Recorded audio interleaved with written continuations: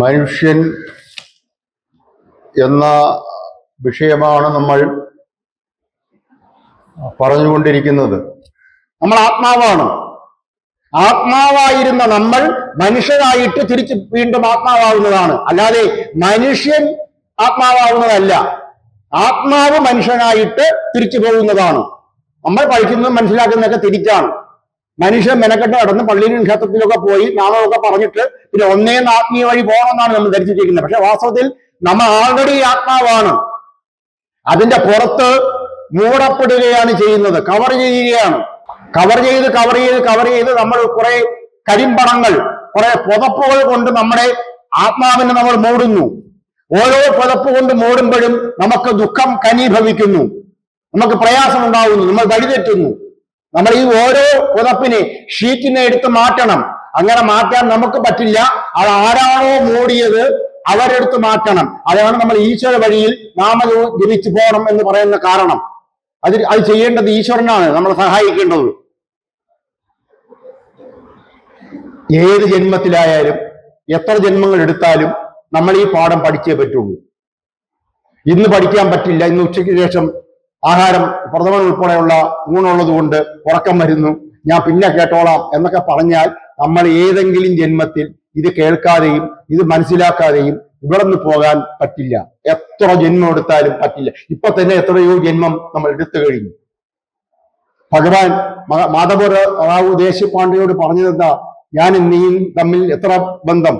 72 ജന്മങ്ങൾ തമ്മിൽ ബന്ധമുണ്ടല്ലോ. അപ്പോൾ പറഞ്ഞതാണ് ആ സമയത്ത്. 72 ജന്മം എന്നൊക്കെ പറഞ്ഞാൽ ഏകദേശം 10,000 വർഷം എടുക്കും. ഭഗവത്ഗീതയിൽ കൃഷ്ണ ഭഗവാൻ പറയുന്നുണ്ട്, ഞാനും നീയും തമ്മിൽ എത്രയോ ജന്മങ്ങൾ കഴിഞ്ഞിരിക്കുന്നു, ഞാനത് ഓർക്കുന്നു, നീ അതറിയുന്നില്ല. അതുപോലെ തന്നെ ദേശ്പാണ്ഡെ, മാധവറാവു ദേശ്പാണ്ഡെ സംശയം ചോദിച്ചു ഭഗവാനോട്, ഈ രാമരാവണ യുദ്ധം നടന്നത് ശരിയാണോ എന്ന്. അത് പറഞ്ഞ അതൊക്കെ ശരി തന്നെ.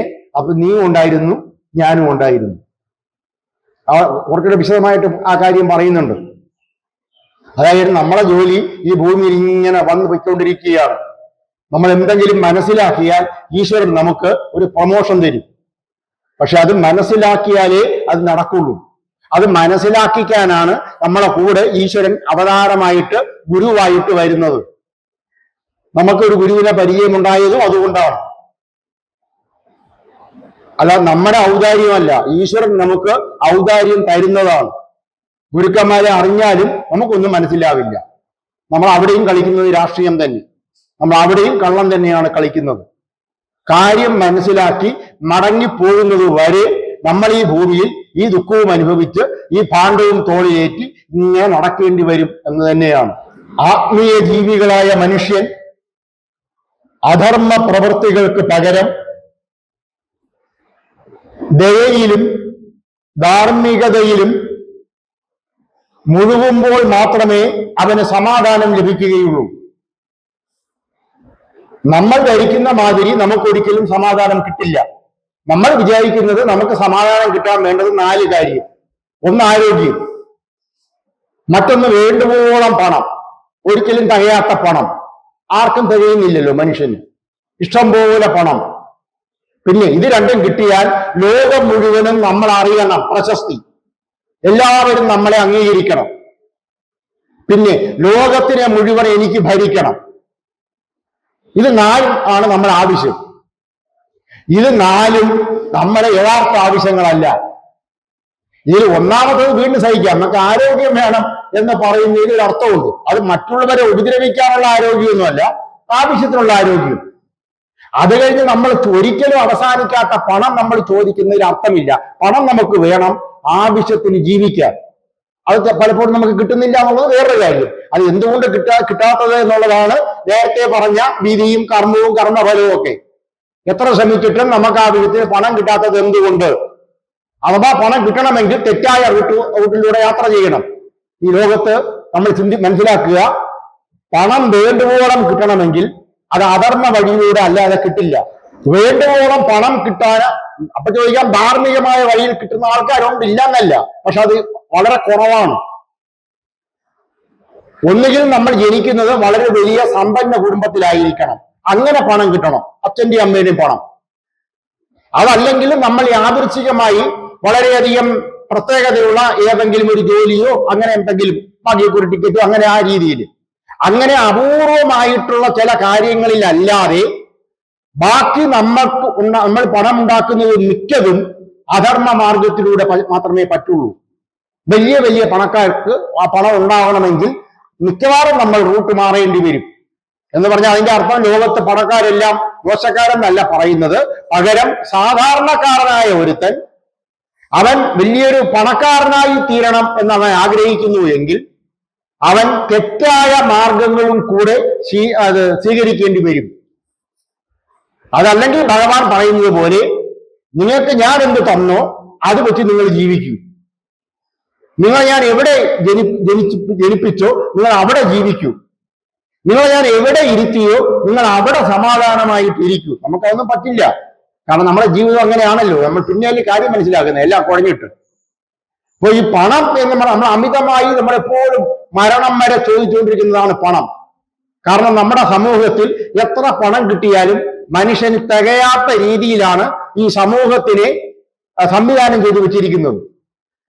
അപ്പോ ആരോഗ്യം, പണം, പിന്നെ രണ്ടെണ്ണം നമുക്ക് ആവശ്യമുള്ളതേ അല്ല.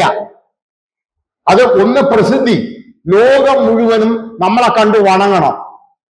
നമ്മളിന്ന് വീട്ടിൽ നിന്ന് പുറത്തിറങ്ങിയാൽ ജയ് വിളിക്കാൻ 1000 പേരുണ്ടാവണം. നമ്മുടെ ചുറ്റിലും പോലീസ് ഉണ്ടാവണം, നമ്മുടെ കാവലിന്. അതൊക്കെ കണ്ടല്ലേ നമ്മളെ ജീവിക്കുന്നത്. അങ്ങനെ എല്ലാവരുടെ മുന്നിൽ നമ്മൾ നമ്പർ 1 ആയിരിക്കണം, പ്രസിദ്ധി. പിന്നെ നാലാമത്തത്, അത് മൂന്നാമത് കിട്ടിയാലും കൊള്ളാം, അധികാരം. അധികാരം ഈ രണ്ടിനും വേണ്ടിയാണ്, ഈ 3 കാര്യത്തിനും വേണ്ടിയാണ് നമ്മൾ ഇവിടെ നശിക്കുന്നത്. അവസാനം ഇവിടുന്ന് പോകുമ്പം 1 മാർക്ക് പോലും ഇല്ലാതെ പോകുന്നത് നമ്മൾ ഇത് നേടാൻ ശ്രമിക്കുന്നതാണ്. നമ്മൾ എന്തെല്ലാം തെറ്റായ മാർഗങ്ങൾ അതിന് ഉപയോഗിക്കുന്നു. അത് തെറ്റായ മാർഗങ്ങളാണെന്ന് നമുക്കറിയില്ല. സമൂഹത്തിൽ എല്ലാവരും ചെയ്യുന്നു, നമ്മളും ചെയ്യുന്നു. നമ്മളെ പറഞ്ഞു വിട്ടത് ഇതൊന്നും ഇല്ലാതെ ജീവിക്കാനൊക്കെയാണ്. അത് നമുക്കിനി വിശദമായിട്ട് അത് വരും എവിടെയെങ്കിലുമൊക്കെ. ഈ പ്രപഞ്ചത്തിന്റെ ഭാഗമായ മനുഷ്യാത്മാവ്, ഈശ്വരന്റെ ഭാഗമായ മനുഷ്യാത്മാവ് പരീക്ഷണത്തിന്റെ ഭാഗമായി ഭൂമിയിൽ വരുമ്പോൾ ഒരു കുഞ്ഞു ശരീരത്തിനകത്ത് കയറേണ്ടി വരുന്നു. നമ്മുടെ ഉള്ളിൽ ഇരിക്കുന്നത് ആത്മാവാണ്, പക്ഷെ അതൊരു ചെറിയ ശരീരത്തിനകത്ത് ജീവിക്കേണ്ടി വരുന്നു. ശരിക്കും പറഞ്ഞാൽ നമ്മുടെ ആത്മാവ് ജയിലിൽ ആണ്. നമ്മൾ ഭൂമിയിൽ ജീവിക്കുമ്പോൾ നമ്മുടെ ശരീരം നമ്മുടെ ആത്മാവിന്റെ ഒരു ജയിലറയാണ്. നമ്മൾ തടവറയിലാണ് ഈ ശരീരത്തിന്റെ. നമ്മളെല്ലാം മറക്കുന്നു. നമ്മൾ ആത്മാവാണെന്ന കാര്യം നമ്മൾ മറക്കും. അതാണ് ഭൂമിയിലെ പ്രത്യേകത. ഞാൻ ഒരു വ്യക്തിയാണ്, ഞാൻ ഇന്ന ആളാണ് എന്ന് നമ്മൾ ചിന്തിക്കുന്നു. എന്റെ ശരീരമാണ് ഞാനെന്ന് കരുതുന്നു. എന്റെ ചിന്തകൾക്കും എന്റെ ആഗ്രഹങ്ങൾക്കും ഞാൻ അമിതമായ പ്രാധാന്യം കൊടുക്കുന്നു. എന്റെ എന്ന ചിന്തയ്ക്ക് അമിതമായ പ്രാധാന്യം വരുന്നു. നമ്മൾ വന്നത് അങ്ങനെ ആയിരുന്നില്ല. പ്രപഞ്ചത്തിന്റെ ഭാഗമായിട്ട് വന്ന ആളാ. ഒടുവിൽ ഞാനാവുന്നു. എന്റെ വീട്, എന്റെ അമ്മ, എന്റെ അച്ഛൻ, എന്റെ കുടുംബം, എന്റെ ജാതി, എന്റെ മതം, എന്റെ രാജ്യം, എന്റെ പാർട്ടി എന്നും പറഞ്ഞുകൊണ്ട് കുറെ എന്റെകൾ എല്ലാം വ്യക്തിപരമായി തീരുന്നു. നമ്മൾ മറ്റുള്ളവരെ അംഗീകരിക്കാതെ വരുന്നു. നമ്മളെ അംഗീകരിക്കുന്ന, നമ്മളുമായി ബന്ധപ്പെട്ട കുറച്ച് ആൾക്കാരെ മാത്രം നമ്മൾ അംഗീകരിക്കുന്നു. ബാക്കി എല്ലാത്തിനെയും നമ്മൾ എതിർക്കുന്നു. നമ്മുടെ നാട് മാത്രം ശരി, നമ്മുടെ സംസ്ഥാനം ശരി, നമ്മുടെ ഭാഷ മാത്രം ശരി, നമ്മുടെ രാജ്യം മാത്രം ശരി, നമ്മുടെ ജാതി ശരി, നമ്മുടെ മതം ശരി, ഇങ്ങനെ നമ്മുടേതെന്ന് പറഞ്ഞ് നമ്മൾ കുറെ കണ്ടെത്തുന്നു. എന്ന് പറഞ്ഞാൽ നമ്മൾ ദൈവത്തിൽ നിന്നും ഓരോ ദിവസവും അകന്ന് അവസാനം ദൈവവുമായിട്ട് ഒരു ബന്ധവുമില്ലാതെ നമ്മൾ ഈ ഭൂമിയിൽ നിന്നും മടങ്ങുന്നു. പോകേണ്ടത് ആരുടെ അടുത്തേക്കാണ്? തിരിച്ച് അവിടേക്കാണ്. പക്ഷെ അതൊക്കെ നമ്മൾ മറക്കുന്നു. ഈ ജയിലറയിൽ നിന്നും വിമോചിതനായി ഈ പ്രപഞ്ചം മുഴുവനും ഞാനാണെന്നും സർവ്വജീവജാലങ്ങളും എന്നെപ്പോലെയാണെന്നും ഞാൻ ഈ സർവ്വജീവജാലങ്ങളിലും ഉൾപ്പെടുന്നതാണെന്നും അറിയുന്നതാണ് മനുഷ്യന്റെ യഥാർത്ഥ പഠനം. ആലോചിച്ച് നോക്കുക.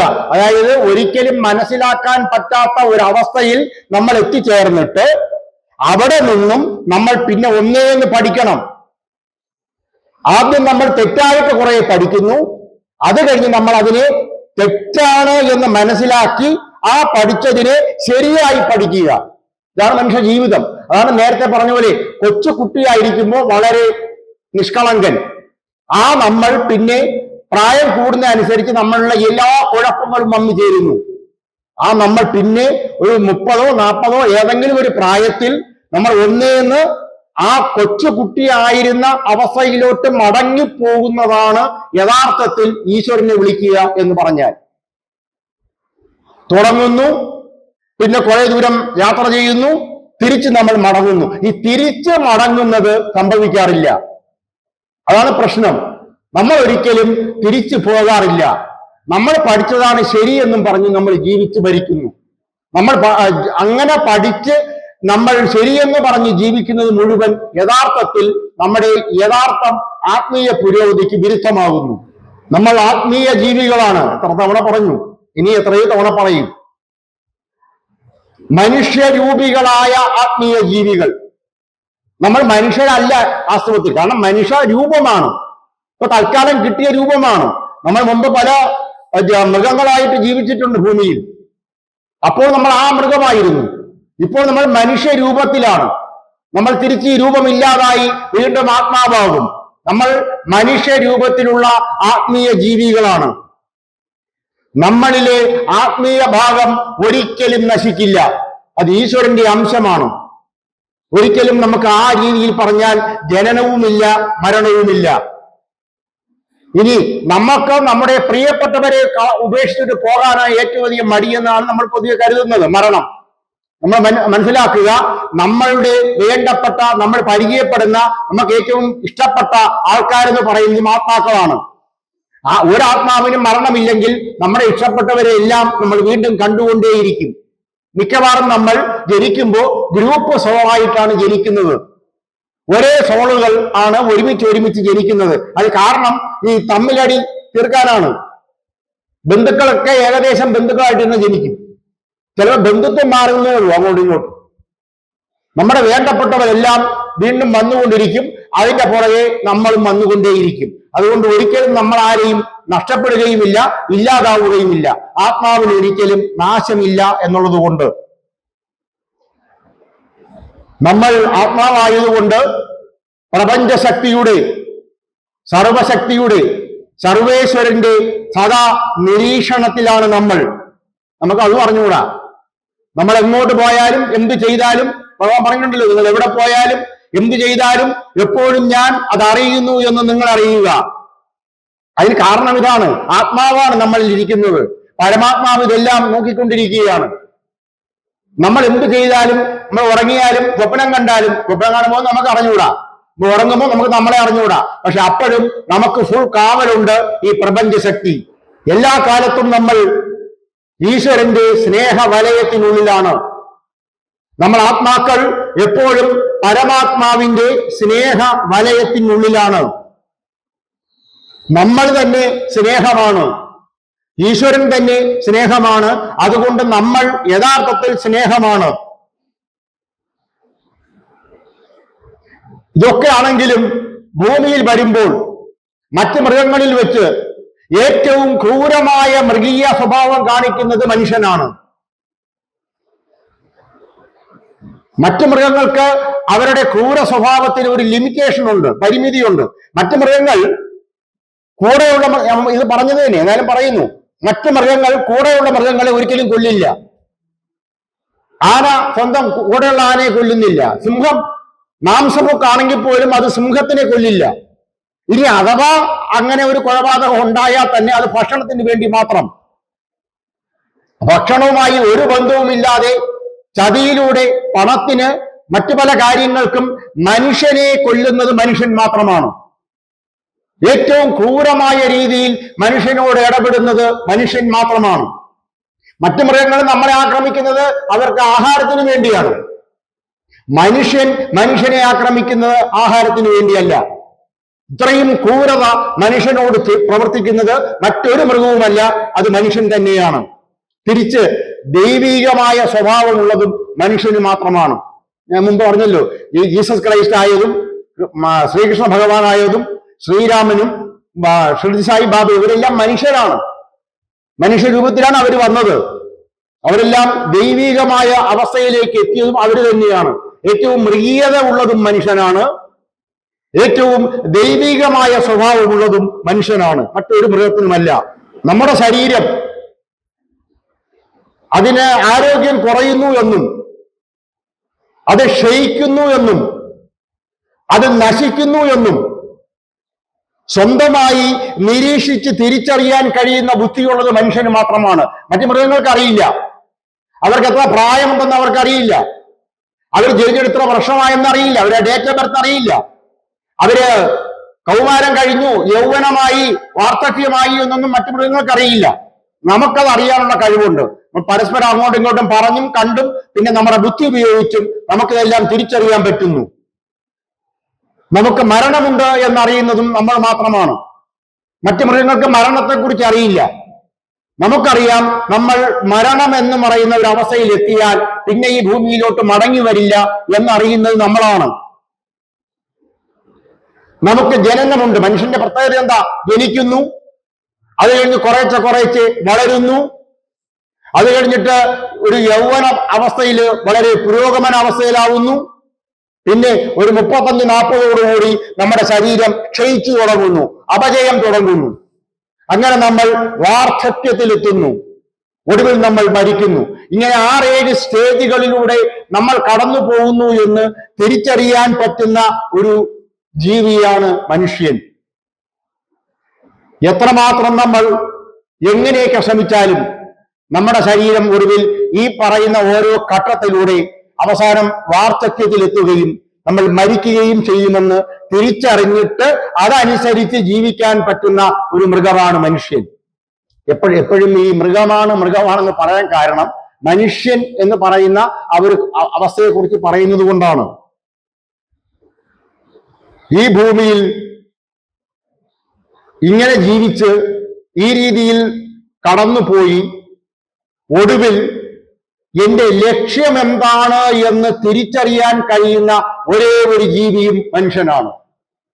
അതായത് ഞാൻ ഈ ഭൂമിയിൽ വന്നിട്ട് വെറുതെ മൃഗങ്ങളെപ്പോലെ മരിച്ചു പോകാനുള്ളതല്ല, പകരം ഞാൻ തിരിച്ചറിഞ്ഞിട്ട് മരിക്കണം. ഈശ്വരനിൽ തിരിച്ചെത്തുക എന്ന ഒരു പരമലക്ഷ്യം എനിക്കുണ്ട് എന്ന് തിരിച്ചറിഞ്ഞ് ജീവിച്ച് മരിക്കാൻ പറ്റുന്ന ഒരേ ഒരു ജീവി മനുഷ്യനാണ്.